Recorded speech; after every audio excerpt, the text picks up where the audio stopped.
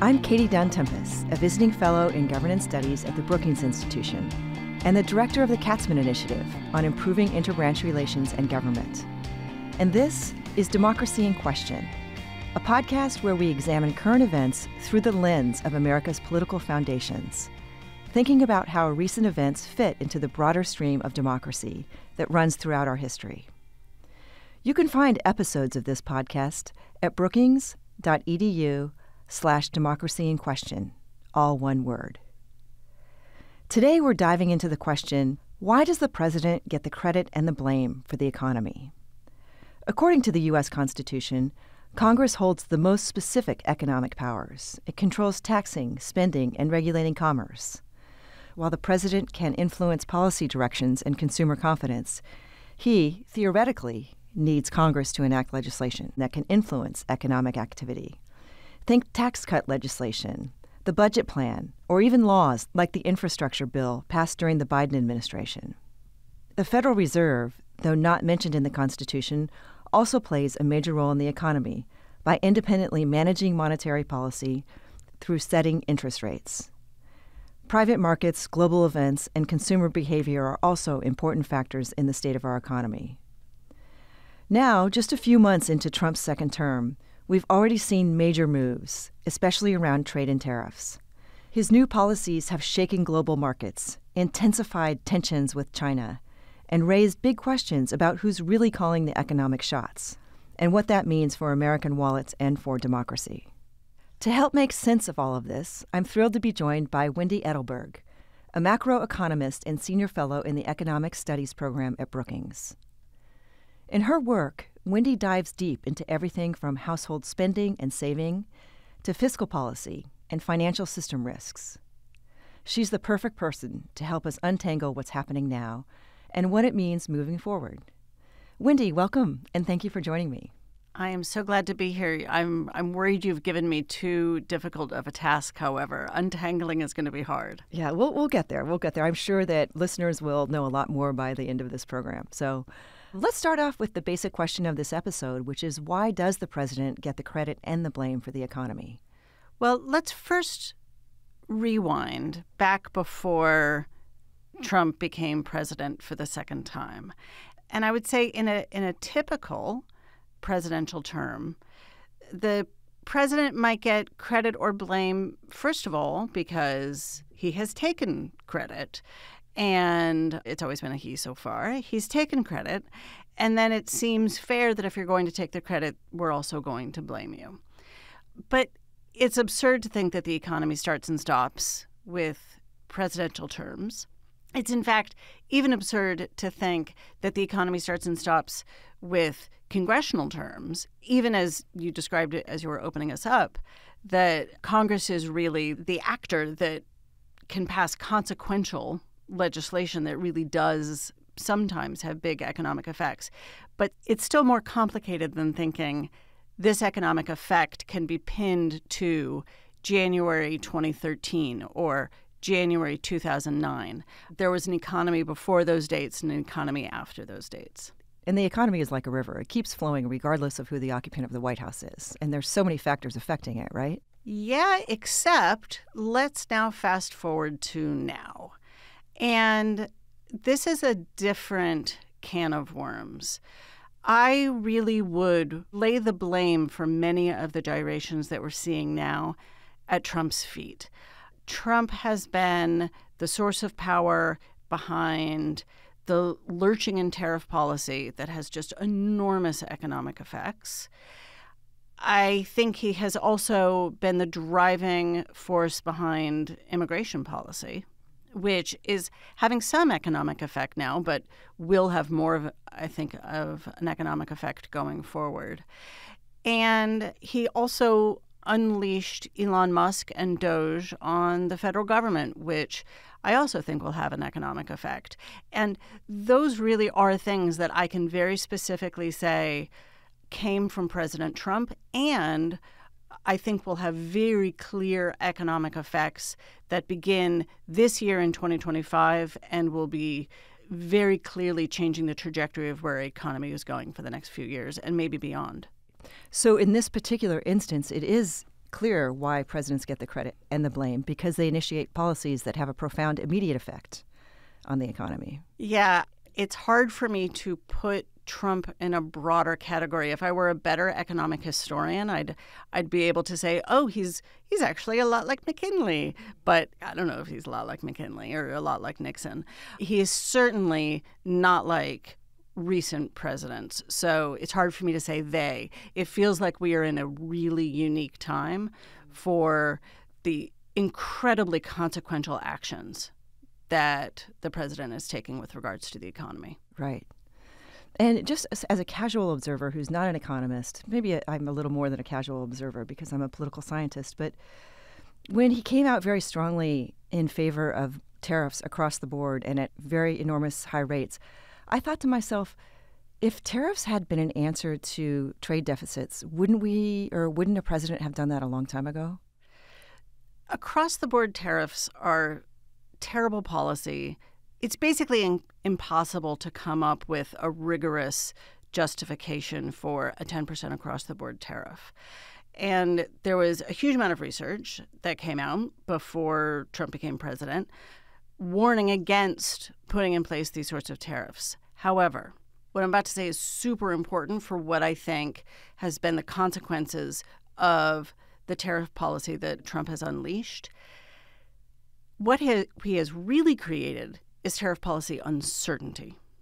When I talk about that big body of research that came out before Trump became president and came out early in his presidency, a lot of that was about this is how we think the economy would unfold if, let's say, 10% across-the-board tariffs got put in place and stayed there and were credibly going to stay there.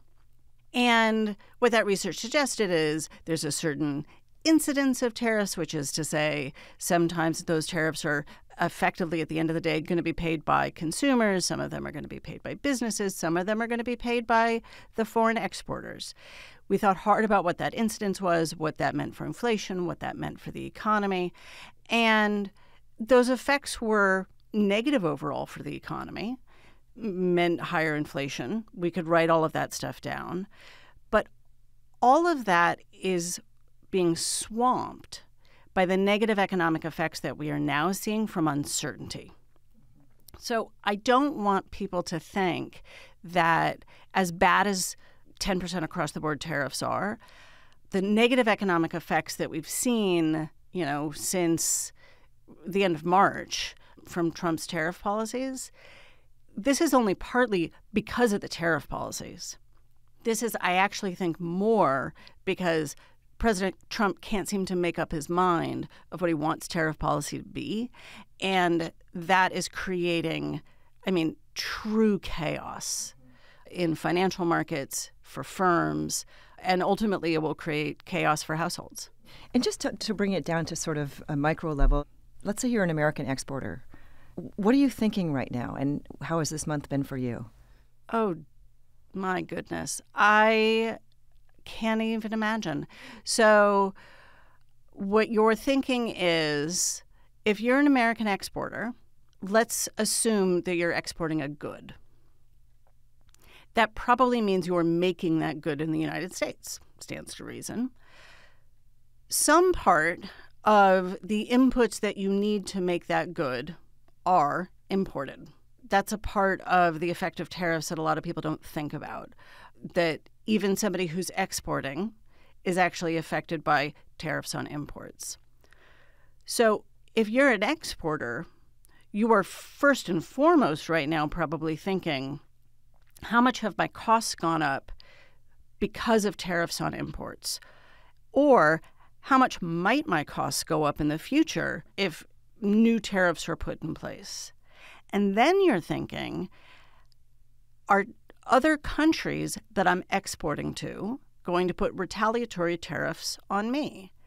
Canada has threatened in all sorts of respects. China has threatened in all sorts of respects of putting in place retaliatory tariffs that will make it harder for American exporters to convince foreigners to buy their goods. And so you're probably wishing that none of this craziness in tariff policy had ever happened. But at the very least, even less less wishful thinking than that, you'd wish that Trump would just commit to a particular tariff policy and then promise not to change it. Because as bad as that world would be, if your imports were more costly to make your good and other countries retaliated and that changed how much demand you saw from foreigners, at least then you could make plans and organize how you were going to run your business. And so, yeah, if you really had a magic wand, you'd wish none of this had happened. But more realistically, you'd wish that Trump would just commit to a future policy. But completely realistically, you're probably realizing that 2025 is going to be a really bad year for your business. And tying this back to the overall theme of the podcast, which is democracy, it strikes me that something's out of balance because I don't recall a period in American history where a president has been able to exert so much influence and power over the economy and create such uncertainty. Can you talk about that?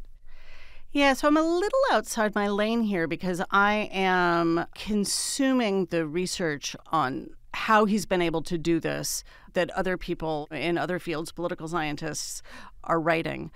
But first and foremost, you would expect Congress to step up and say, hey, Mr. President, we have the power of the purse. You don't have these prerogatives.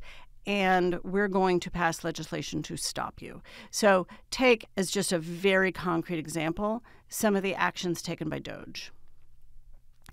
And Congress passes appropriations laws.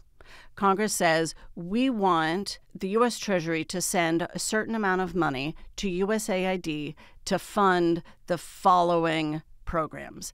That is the kind of thing that will be in a piece of legislation that Congress has passed. President signed it, but Congress enacted it.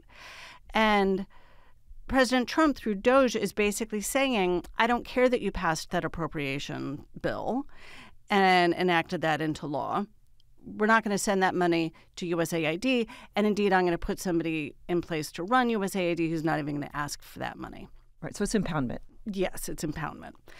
You would expect Congress to cry foul. And we don't really have a system that's well designed for what to do when Congress rolls over. Our system is well designed for the branches of government to be checks and balances on each other. Well, Congress is neither checking nor balancing. So then you say, okay, well, maybe the courts will be the check and balance. And certainly there's a slew of lawsuits out there. We will see. We will see what happens. Courts have historically been quite deferential to the executive branch for the kinds of actions that Trump is taking. And moreover, what President Trump is doing, if he loses in one dimension, he just moves on into another dimension, and he tries to exert his power in a different sphere. So it's a bit of whack-a-mole when it comes to the checks and balances of the courts. The real tragedy here is that Congress is letting this happen. And will all the flip-flopping on these tariffs, will that have long-term consequences on our economy, or is it all very short-term? Well, it depends what your definition of long-term is. I suspect that the damage that tariff policy uncertainty has done is, at this point, irreversible for what it means for firms' plans for investment as long as Trump is president.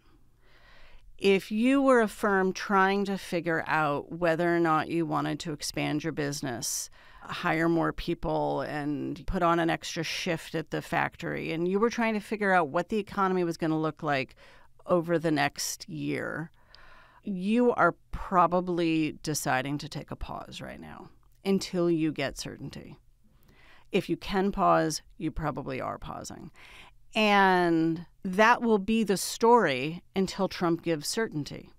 In the moments when President Trump says, I'm backing off from my tariff threats, I am only going to put this tariff on and maybe not that tariff, even in those moments where he's backing off and that maybe makes the environment a little less painful for importers and exporters, you still have the same uncertainty about what the environment is going to be 3 months from now, 6 months from now, 9 months from now, 12 months from now. And that pause in investment that I think we are inevitably going to start seeing in the data is the kind of thing that causes a recession.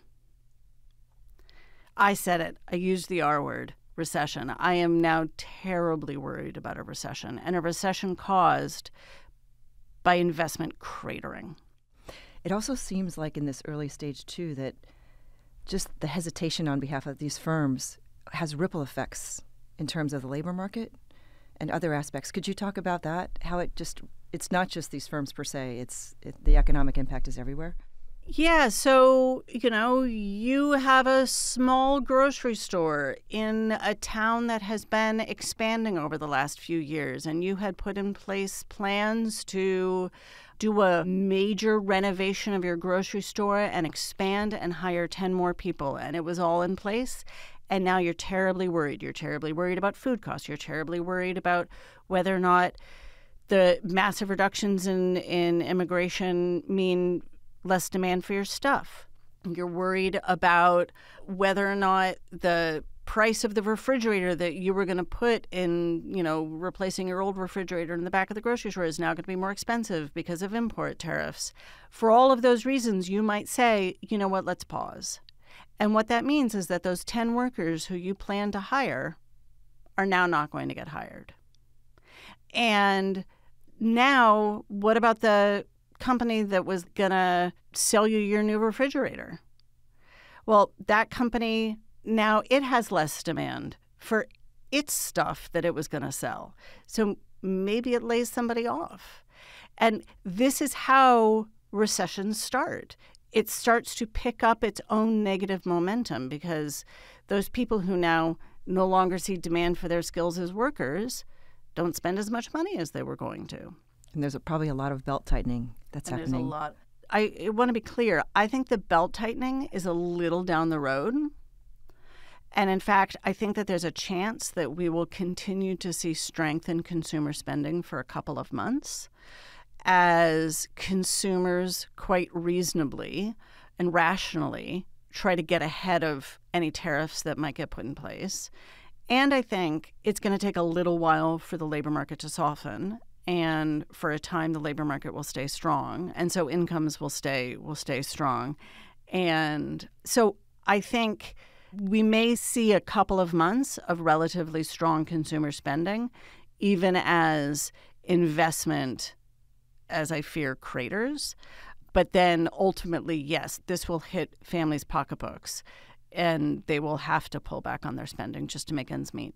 And as an economist prior to January 20th, 2025, what would you have identified as the most significant economic problems in America at the time? Because I know a lot of people are really concerned about the budget deficit skyrocketing. It seems to me that tariffs might not have been the best priority for a new president, that there are other sort of issues. When we were dealing with the period of resisting inflation, like from an economist perspective, what was on your mind in terms of if you had the opportunity to advise an incoming president, what would you have advised them to focus on? Oh, geez. I think to answer your question and not be exasperated and glib about it, I have to go back before January 2025 and think, what would I have advised a president 6 months ago, 8 months ago? You mentioned the budget deficit. I am super frustrated that we seem as a country to demand all sorts of goods and services from our federal government, but then refuse to tax ourselves to pay for those goods and services. And I think that the budget deficit crowds out resources that should be available for private investment and makes our economy smaller. Okay, that said, I don't think the budget deficit is our biggest problem, even as it, to some degree, makes our economy smaller. I worry about how little we invest in children. I worry that we are a really rich country with too many children in poverty, and I think that that's offensive. I worry that it is too challenging for parents with young children to find high-quality, affordable childcare and work outside the home if they want to.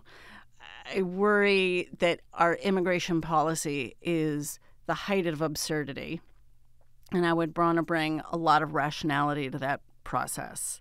I worry that our electrical grid is woefully inadequate to the job at hand and is nowhere near where it needs to be for our transition to greener energy.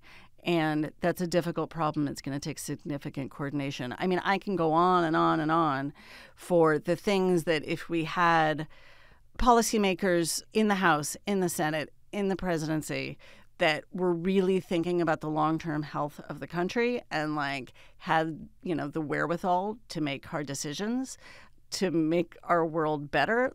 I'm not saying that these are easy fixes. I just was thinking, broadly, as a macroeconomist, what are other things that maybe should have been more prioritized in terms of thinking about how to keep the economy healthy? I mean, I would say just my more glib answer is first, do no harm. Don't threaten 50% tariffs on some of our closest trading partners and then 36 hours say, oops, take back.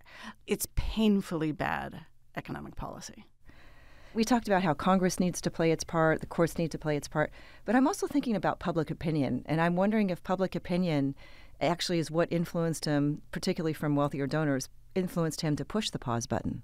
I was just thinking that maybe another check on the presidency could be public opinion, and if it changes in a way that's adverse to his standing, then maybe he would change his mind. Oh, I absolutely think that if public opinion turned in a significant way, that would be a restraining influence on the president. I absolutely believe that. And I think the president probably feels quite empowered by the fact that at least as of, mid-April, 47% of the country were looking at what he was doing and saying, thumbs up, we want more of that. I'm sympathetic. I appreciate that a lot of people are looking at what he's doing and saying how fantastic that he's knocking heads together and that he's actually at least doing something. And, I'm sympathetic to just wanting a president to, for Pete's sake, do something. But I think what he's doing is detrimental to the long-term health of our economy, our country, absolutely, certainly to the long-term health of our federal government. And I leave it to people like you to tell me whether or not public sentiment will really turn against him. And typically I close the podcast episode by asking you to imagine yourself as a high school teacher. And you're teaching your students about democracy and the economy and its relationship. What's one lesson that you might want to leave them with? All right. I'm not going to be optimistic here, so just bear with me. I believe in the social contract. I believe that we are in this together as a country, and the only way that works is if we support policies that are better for the broader good while we appreciate that they are not always the best for us. What I am trying to say is give up on the idea that every policy should be a win-win. We are in a government together, we are citizens together, and not every policy, not every decision is going to benefit you individually. And it's not realistic. And a politician who tries to sell you that is selling you a falsehood. One of the most basic concepts in economics that anybody who shops at a store, anybody who works for a living, anybody who has a checking account, which is to say, I'm assuming every single one of your listeners, a basic economic policy that you should understand is incidence. So what that means is that if, for example, a tax is put in place, like let's say, just hypothetically, a tariff is put in place, to make that policy go logistically, someone is actually going to have to pay the tariff. So an importer pays the tariff. They are the ones who literally write the check to the government to pay the tariff. It is the U.S. company that is importing the good. They pay the tariff. Incidence tells us who really bears the burden of paying that tariff. If when the importer has to pay that tariff to the government, they simply turn around and charge me, the consumer, a higher price, and I reach into my pocket and pay a higher price for that good, and then the importer says, thank you so much for giving me that extra money, and then they turn around and give that extra money to the government. They have still been the ones to literally write the check to the government. But I, as the consumer, when you raised my price and I paid it, I'm the one who bear the burden of it. The same is true when you pay sales tax at the grocery store. The same is true when you pay a payroll tax to the government. Ultimately, things will shake out depending on how willing I am as a consumer, let's say, to pay a higher price for a good, how willing you are as a firm to sell the good to me at a lower price, how willing you are as a landlord to charge me a lower rent. All of these things will shake out in the marketplace to figure out who is ultimately bearing the burden. So don't be fooled when you go to the grocery store and you pay the sales tax for all the items that you put in your cart. Yes, you are literally paying the sales tax, but to some degree, the grocery store has felt compelled to lower the price so that you'll continue to shop at the grocery store. And to some degree, the grocery store is also bearing the burden of paying that sales tax. So don't be fooled by thinking that literally the person who writes the check to the government is the only one who bears the burden. So the idea is that it's a shared burden. Incidence is a shared burden. Yes. Well, thank you so much. You're teaching me a lot. I appreciate it. You're welcome. Democracy in Question is a production of the Brookings Podcast Network. Thank you for listening. And thank you to my guests for sharing their time and expertise on this podcast. Also, thanks to the team that makes this podcast possible, including Fred Dews, producer, Daniel Morales, video manager, Steve Cameron, audio engineer, the team in governance studies, including associate producer Adele Patton, plus Antonio Saidapor and Tara Molson, and our government affairs and promotion colleagues in the Office of Communications at Brookings. Shivanti Mendez designed the beautiful logo and show art. You can find episodes of Democracy in Question wherever you like to get your podcasts, and learn more about the show on our website at brookings.edu/democracyinquestion, all one word. I'm Katie Dunn Tenpas. Thank you for listening.